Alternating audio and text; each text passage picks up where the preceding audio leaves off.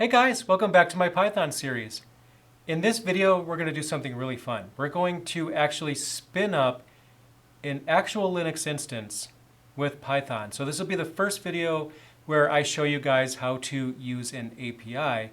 We're actually going to use an API to spin up an actual cloud Linux instance. So I'm going to go ahead and show you guys how to do this on Linode. Linode is a cloud hosting provider that makes it very easy to spin up your own Linux instances in seconds. Whether you need Fedora, Debian, Ubuntu, you name it, they have it.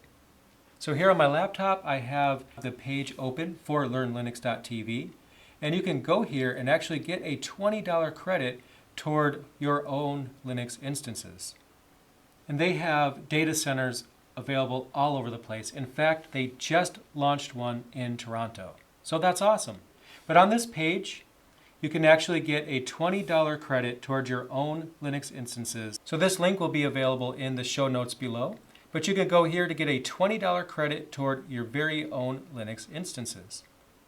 And what we're going to do is actually use their API to spin up our own Linux instance. So I'm going to give you the code to do that, and I'll explain it. But in order to do that, we first need an API key. So to do that, we're going to go ahead and use the Cloud Manager. So once you have your own account and you're logged in, you can just go here to their Cloud Manager to basically create an API token that we're going to use to allow our Python program to interact with our Linode account. So to do that, I'm going to go over here to the profile icon. I'm going to click on that and click My Profile. And then we have right here, API tokens. I'll click on that. I don't have any tokens right now, but what we want to do is add a personal access token. So I'll click on that. And I'm just going to call it LLTV. And I need to adjust its permissions. So what I need to do is allow it read-write access to my Linodes. So that's going to basically allow it to spin up a new instance. And then I'll click Submit. And also expiry right here, it's going to automatically expire in 6 months. Just keeping that in mind if it's something you want to keep using or use for a specific amount of time. But that's fine in my case. I'll click Submit. And here it gives me my actual access token. Now I'm going to go ahead and copy this so we can use it in the program I'm about to write. So it's really important that you don't allow this token to leak out to the public. If this token was to fall into the wrong hands, they could actually make changes to your account. Whatever permissions you've granted to this token, anybody would be able to do if they got their hands on it. So you don't allow it to leak out. You don't send it by email. Don't send it in a chat room. Keep it private is very important. Now in my case, it's shown on my screen and all of my viewers are able to see this token and actually use it. But in my case, this token will be deleted before the video even gets uploaded, so it doesn't matter that you're actually seeing it on your end. But you wouldn't want to take my example and just show this off to the world in a video. You definitely want to keep it private. I'll go ahead and copy this to the clipboard so that way we can actually use it. Now, remember, this is not going to be shown again. So once I hit OK, I can't get this back, so there's no way to actually retrieve it. So I'll click OK, and we'll go ahead and flip over to a terminal where I'm going to show you how to write such a program. Okay, so here on my terminal, what I need to do is create a virtual environment. In a previous video, I showed you how to do that, and I recommended that anytime you are going to be using packages, you should be using a virtual environment. So I'll take my own advice there, and I'm going to go ahead and create that right now. So what I'm going to do is virtual env. Now, in your case, if you're using Debian or Ubuntu, you're going to need to clarify Python 3, and you'll do that by using user bin Python 3. And we're going to call our virtual environment Linode Launcher.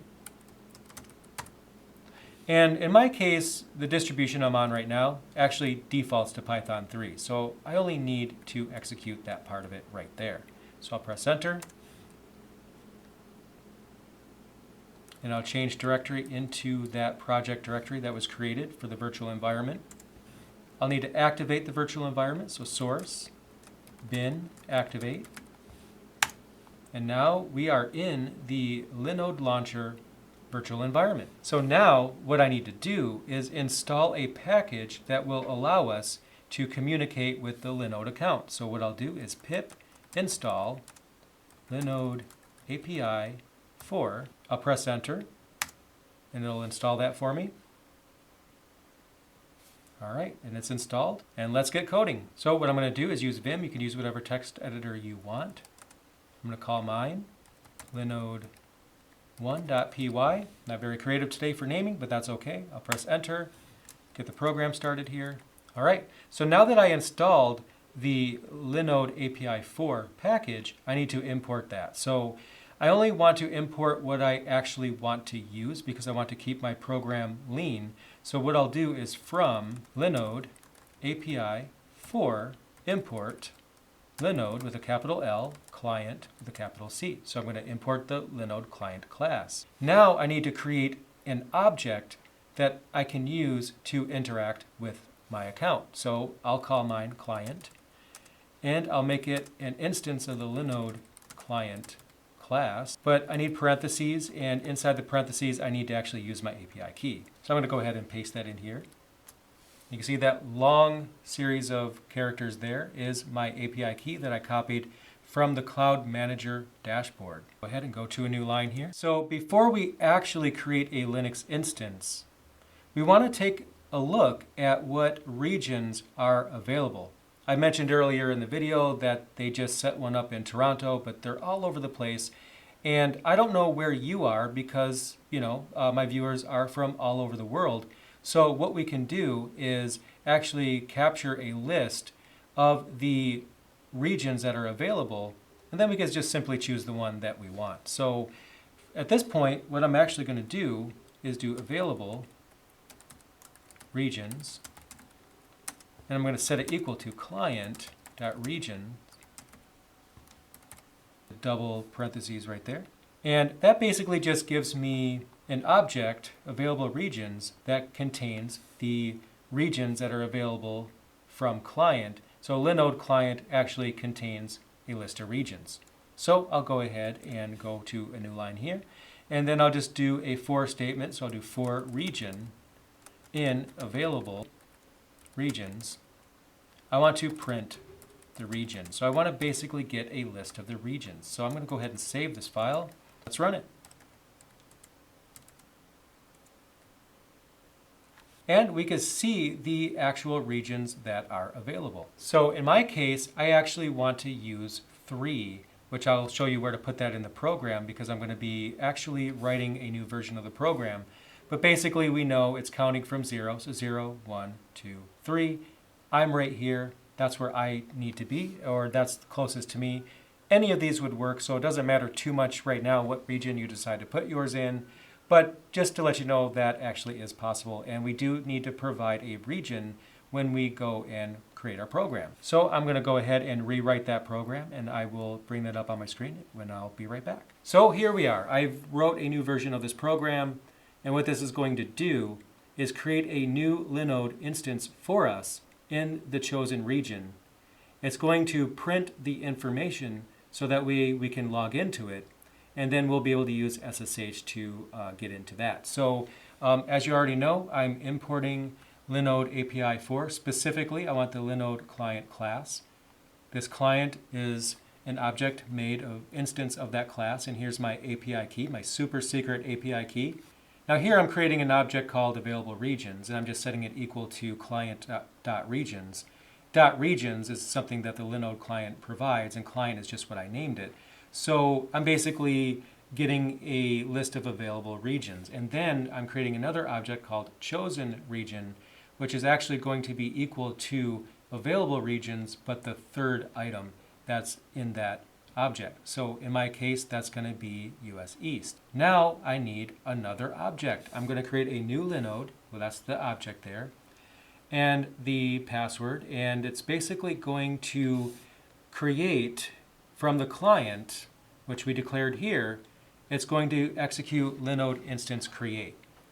And it's going to create a instance type of G6 standard 1. But check the pricing. The coupon code gives you a $20 credit.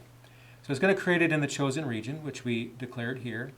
It's going to give it a label or a name of test instance. That's just what it's going to be called. If I go to the Cloud Manager and I see the instance there, it will be called test instance. The image I'm going to use is Linode, and I'm just going to use Ubuntu 18.04. There's several images available though. If you wanted to create it with something else, you definitely can do that.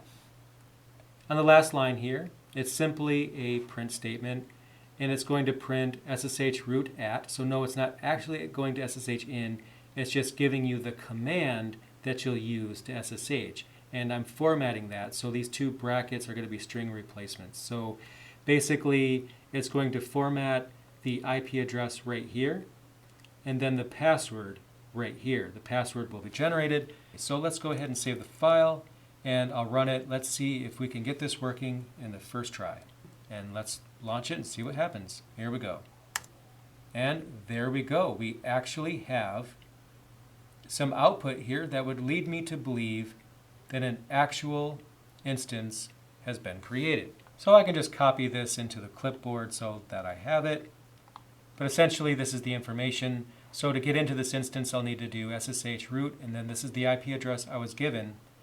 And then this is the password that I'll need to provide into my terminal to SSH in there. So this is quite a complex password, but that's exactly what we want because this is an instance that's available basically from everywhere. So we definitely want to have a strong password on that. So let's go ahead and go back to the browser. I'll check the Cloud Manager and see if it exists there. So I'll go back over here to my Linodes. And sure enough, we see test instance. So now that I see that it has in fact been created, let's go ahead and see if we can log into it. So as it says right here, I will type SSH root at the IP address listed.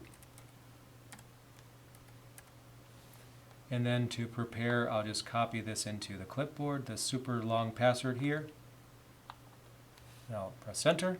All right, yes. I'll paste in the password. In Linux terminals, it's usually Control-Shift-V, but depending on your terminal program, that might be different, but Control-Shift-V, and then enter. And we do see that we are logged into an instance. And just to prove to you that this is totally cloud available and ready to go, so what I'm going to do is apt install Apache 2, press enter, enter again to accept the defaults for all the packages that are required. We'll check to make sure Apache is running with systemctl status Apache 2. It is running. So back to the browser. Open a new tab here. I'll paste in the IP address from the Linode. And we see we have an Apache page. This site is available from everywhere.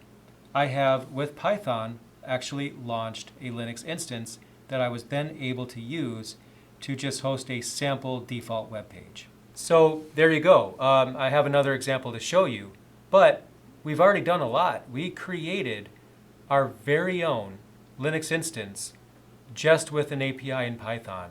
So this is great, especially for developers. If you are a development shop and you need to create machines to run your code on, you could do that through the API. You can even make that part of your build system. And working with APIs in Python is a valuable thing to know how to do, and we've done that here. So back here on my laptop, let's switch back to the terminal, and I'll quit out of here. Control-D to log out to return back to my prompt, and I'll clear the screen. And let's bring the program back. And here it is. So I'll just recommend that you go through this code here and make sure that you understand exactly what it's doing. It's creating a new Linode, and it's basically applying this type for the instance type. This is actually the $10 a month instance, so you do want to make sure that you go ahead and delete this instance from your Linode Cloud Manager if it's not something that you want to keep around, because after the credit expires, then you actually will be billed for that. So you definitely want to make sure that you keep an eye on that and manage that accordingly. So you can see here we're basically importing from the Linode API 4. We're importing the Linode client class, creating a client object here that's a instance of that class with this API key in double quotes here. We create an object of available regions and set that equal to client.regions. Regions comes from this API. Chosen region is basically equal to this, but the third item, so you could change that to whatever region you want. And then we create a new Linode. and we want a password to be generated, but it's going to be equal to client.linode.instance create. And we have the various parameters here that we want to apply to that instance we're creating. And then it's simply going to print the IP address and the password that was created when the Linode came online. So the next thing we want to do is actually list our instances, which is another feature that we probably want to be able to do in our program. So I'm going to go ahead and close this and bring up a different example. So here I whipped up a simple example that will basically list the Linodes that we have in the account. I'm using the same API key. I'm starting the program the exact same way. This is a lot simpler than the previous example even. I'm just creating an object. I'm creating my Linodes, and I'm setting that equal to client.linode instances. And then for L in my Linodes, I'm printing L.label and L.type. So what I'm going to go ahead and do right now is minimize this and run it, and we'll see it in action. Go ahead and run it. And we can see that we have 3 instances in my account. We have the test instance. We have the forums, which as of the time I'm recording this video, I haven't released to the public just yet, but it's coming. And then I have the wiki, which is where when you go to the wiki article for this video in the show notes below, that's the actual instance that's serving that. They all have the same instance type here, $10 per month instance, but always look at the Linode Cloud Manager and the available instance types, so that way you know what they are and how much the monthly fee is for that. But as we can see here, I was able to list the Linodes in my account. And as you can see in this video, it's really easy to use the Python API to do some amazing things. Linode is just one example of that. I mean, you could even have a hypervisor such as Proxmox, for example, that has an API, if you have such a thing on your own local network, and still interact with that via Python. So Python is very flexible. We import the things that we need in order to extend our program to do the things that we want. So I hope this was helpful for you guys. Definitely practice creating your own Linodes, and then of course making sure that you clean up the ones that you're not using when you're finished. And I think that you'll see that Python is very powerful, and when it comes to system administration in Linux, even more so. So there you go. We have successfully created our own Linux instances with Python.